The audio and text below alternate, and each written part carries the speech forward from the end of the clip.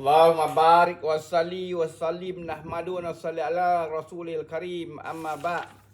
Abu Hurairah radhiyallahu an once inquired from Rasulullah SAW as to who would be most benefited by his intercession on the day of Qiyamah. Rasulullah SAW replied, knowing your anxiety for the ilm, any knowledge of hadith, I could expect that none other than you would have asked this question earlier.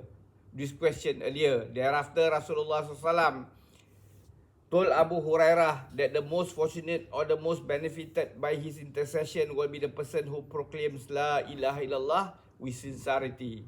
Abu Hurairah radhiyallahu an once inquired from Rasulullah SAW as to who would be most benefited by his intercession on the day of Qiyamah. Rasulullah SAW replied, knowing your anxiety for the ilm, any knowledge of hadith, I could expect that none other than you would have asked this question earlier. Thereafter, Rasulullah SAW told Abu Hurairah radhiyallahu anh that the most fortunate or the most benefited by his intercession is the person who proclaims La ilaha illallah with sincerity.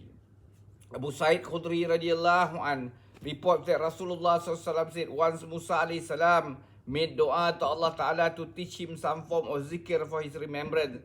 He was advised to recite La ilaha illallah. He submitted, O my sustainer, this zikr is recited by all creation. Again came the reply, recite La ilaha illallah. He submitted, O my sustainer, I want something special exclusively meant for me. Then Allah Ta'ala said, if the seven skies and the seven earths were placed in one pen of the balance and La ilaha illallah in the other, the latter will outweigh the former. Abu Sa'id Khudri radhiyallahu anhu report that Rasulullah SAW said, once Musa AS made dua to Allah Ta'ala to teach him some form of zikr for his remembrance. He was advised to recite La ilaha illallah. He submitted, O my sustainer, this zikr is recited by all creation. Again came the reply, recite La ilaha illallah. He submitted, O my sustainer, I want something special exclusively meant for me. Then Allah Ta'ala said, if the seven skies and the seven earths were placed in one pen of the balance and La ilaha illallah in the other, the latter would outweigh the former. Note, it is the usual way of Allah Ta'ala that whatever is required most is provided freely. Most freely. The more pressing the need for a thing, the more plentiful is the provision for the same. Looking at the most essential necessities of life, such as breathing, water and air, it will be observed that Allah Ta'ala has created this in great abundance. It is, however, sincerity that determines the value of deeds with Allah Ta'ala. The greater the sincerity in an action, the greater will be its weight. And likewise, the less the sincerity and devotion, the lesser the weight. For the attainment of this sincerity, nothing is more effective than the words of this statement. That is why it is also known as purifier of hearts.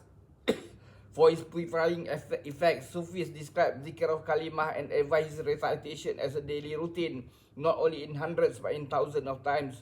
Mullah Ali Qari rahmatullahi writes that a follower once complained to his sheikh that despite doing zikr, his heart remained inattentive. The sheikh replied, go on with your zikr firmly and thank Allah Ta'ala that He enabled a part of your body, that is the tongue, to remain busy in his zikr and make dua to Allah for a devoted heart.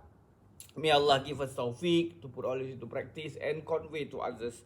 Subhanallah wa bihamdihi, subhanakallahumma bihamdika, asyhadu an la anta astaghfiruka wa atubu ilaik. Subhana rabbika rabbil izzati amma yasifun wa salamun al mursalin. Alhamdulillah rabbil alamin, taqabbalallah.